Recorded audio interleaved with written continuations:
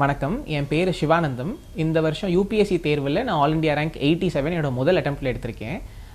என்னோட விருப்ப பாடமாக நான் சூஸ் பண்ண சப்ஜெக்ட் வந்து சோஷியாலஜி. ஸோ இந்த வீடியோவில் நான் வந்து என்னோடய சோஷியாலஜி ஸ்ட்ராட்டஜி பற்றி தான் உங்ககிட்ட பேச போகிறேன்.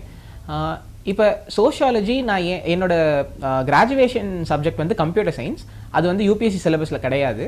அதனால் இருக்கிற மீதி சப்ஜெக்ட்ஸ்லாம் பார்த்துட்டு நான் வந்து பொலிட்டிக்கல் சயின்ஸ் எடுக்கலாமா சோஷியாலஜி எடுக்கலாமான்னு ஷார்ட் லிஸ்ட் பண்ணிவிட்டு அதுக்கப்புறமா சோஷியாலஜியில் ஆர்வம் இருந்ததுனால நான் அந்த சப்ஜெக்ட் சூஸ் பண்ணிட்டேன். இப்போ சோஷியாலஜியே சப்ஜெக்டாக பார்த்தீங்கன்னா இந்த எக்ஸாமுக்கு அதோட சிலபஸ் வந்து ரொம்ப லிமிட்டடான சிலபஸ். 3லேருந்து 4 மாதத்தில் படித்து முடிச்சிடலாம்.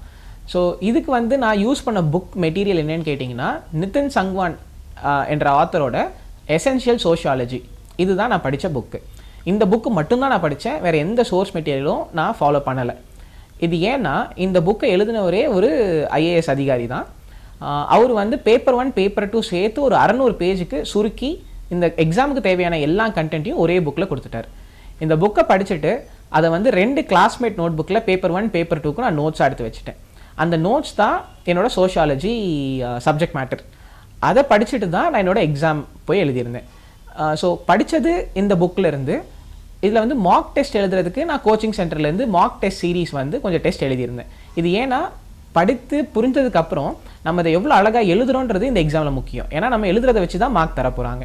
ஸோ அதனால் அந்த ப்ராக்டிஸ் வரணுன்றதுக்காக மார்க் டெஸ்ட் எழுதிட்டு நான் ஃபைனல் எக்ஸாமில் இந்த நோட்ஸ் வச்சு தான் நான் அட்டன் பண்ணியிருந்தேன். என்னோடய சோஷியாலஜி மார்க் பார்த்தீங்கன்னா பேப்பர் 1ல் 152, பேப்பர் 2ல் 125, என் டோட்டல் வந்து 277. ஸோ அதனால் சோஷியாலஜி யாராவது படிக்கணும்னு ஆசைப்பட்டீங்கன்னா நான் உங்களுக்கு சொல்கிறது நிதின் சங்வானோட எசென்ஷியல் சோஷியாலஜி புக்கை நம்புங்க. அந்த புக்கை படிச்சிங்கன்னா சிலபஸை எண்ட் டு எண்ட் கவர் பண்ணிடலாம். அதில் ஏதாவது மிஸ் ஆகுதுன்னு நீங்கள் நினச்சிங்கன்னா அதுக்கப்புறம் வேறு ஏதாவது மெட்டீரியல்லேருந்து நம்ம கொஞ்சம் கண்டென்ட் மட்டும் எடுத்துக்கலாம். பட் நமக்கு இந்த ஒரு புக்கு மட்டும் போதும் சோஷியாலஜி படிக்கிறதுக்கு.